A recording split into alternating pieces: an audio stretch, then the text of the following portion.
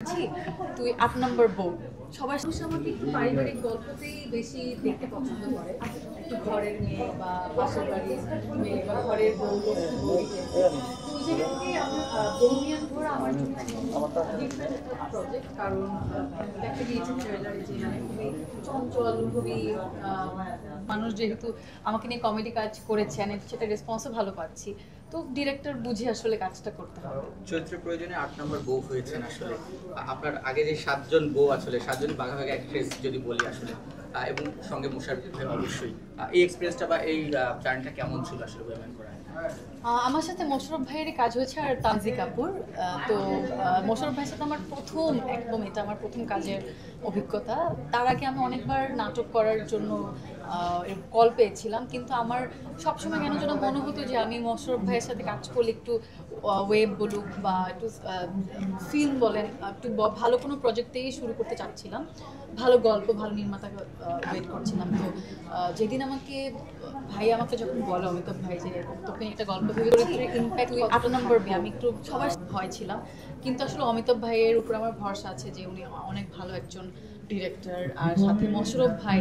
তো আমার মনে হয় মোশাররফ ভাই থাকলে সেই কাজ এমনিতেই মানুষ উপভোগ করে, মানুষ মোশাররফ ভাইকে পছন্দ করে। আর আমিও খুবই লাকি যে মোশাররফ ভাইয়ের সাথে কাজ করার সুযোগ পেয়েছি এত অল্প বয়সে, তার ৮ নম্বর বউ হিসেবে।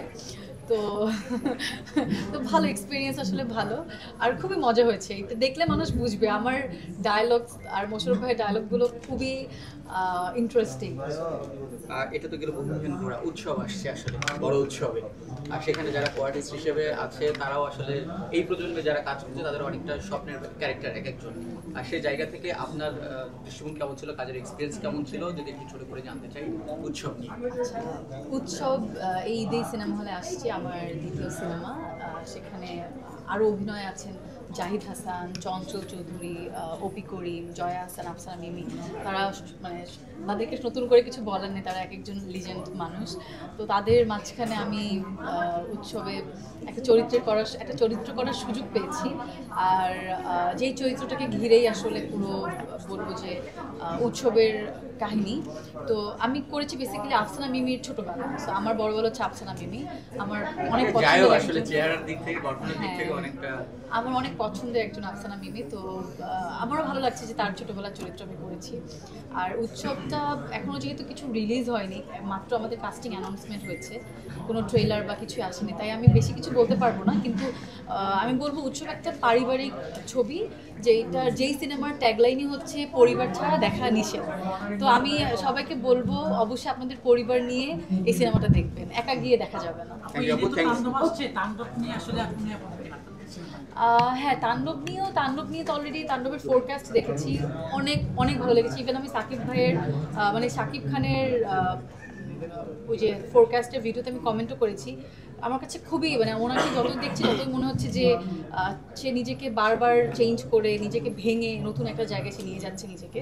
তো তাণ্ডব আশা করছি এটা তো নতুন করে বলার কিছু নেই, তাণ্ডব করে ফেলবে। সাথে আমি চাই উৎসবও আসলে সবার আর ঘরে ঘরে যাক, সবাই উৎসবটা দেখুক, সবার মুখে মুখে যেন উৎসব থাকে।